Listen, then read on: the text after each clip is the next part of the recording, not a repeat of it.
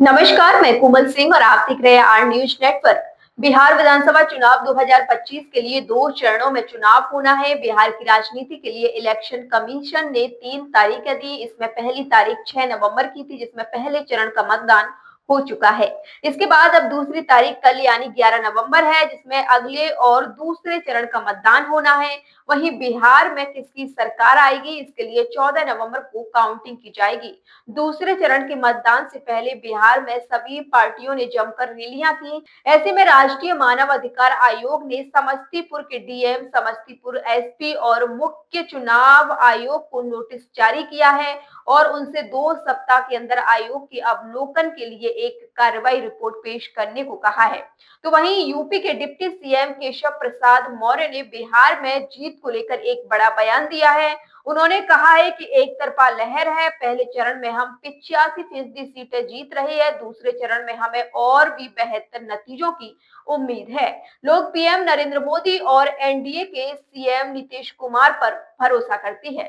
केंद्रीय मंत्री और भाजपा बिहार चुनाव प्रभारी धर्मेंद्र प्रधान ने नेता राहुल गांधी की जैन जी वाली टिप्पणी पर जवाब दिया। उन्होंने कहा कि राहुल गांधी सोने का चम्मच लेकर पैदा हुए थे। जैन जी इस अहंकार को तोड़ रहा है। बता दें कि बीते दिन तेजस्वी यादव का जन्मदिन था। उस दौरान उनके समर्थकों ने उनको शुभकामनाएं भेजी। इस पर तेजस्वी ने एक पोस्ट शेयर किया। उन्होंने लिखा कि जन्म दिवस पर प्राप्त आपके बधाई संदेशों से अभिभूत हूँ, अतः स्नेह, समर्थन, आशीर्वाद एवं शुभकामनाएं देने वाले सभी सम्मानित लोगों और अभिभावकों और साथियों का सहृदय आभारी हूँ। लेकिन इन सब के बीच चुनावी सरगर्मी में बिहार में पटना में 24 से 30 फिर से नीतीश लिखा एक होर्डिंग लगा दिखाई दिया और ये पोस्टर राज्य की राजधानी पटना के कोतवाली इलाके में लगा है और ये जमकर वायरल हुआ है। 11 नवंबर को होने वाले बिहार विधानसभा चुनाव के दूसरे चरण से पहले सुरक्षा के लिए सीमा बंद कर दी गई है। ये सीमा भारत और नेपाल के बीच वीरगंज रक्षैला है, जहां पर वाहनों की आवाजाही रोक दी गई है। साथ ही सीमा को सील कर दिया गया है। बिहार में विधानसभा चुनाव के दूसरे और अंतिम चरण के लिए पूरी तैयारियां कर ली गई हैं।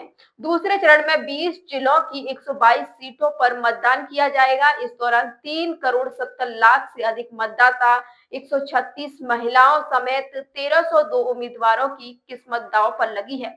कल मतदान सुबह 7 बजे शुरू होगा और शाम 6 बजे तक चलेगा। मीसा भारतीय राष्ट्रीय जनता दल की सांसद ने बड़ा दावा कर दिया है। उन्होंने कहा है कि 2/3 बहुमत से हमारी सरकार आ रही है और हम हमारी सरकार के शपथ ग्रहण समारोह के दिन सभी घटक दल के बड़े नेताओं को बुलाएंगे। प्रधानमंत्री भी शपथ ग्रहण समारोह में आए, इसका न्योता हम प्रधानमंत्री को देंगे। तो फिलहाल के लिए बस इतना ही। ऐसी ही और बड़ी खबरों के लिए देखते रहिए आर न्यूज नेटवर्क।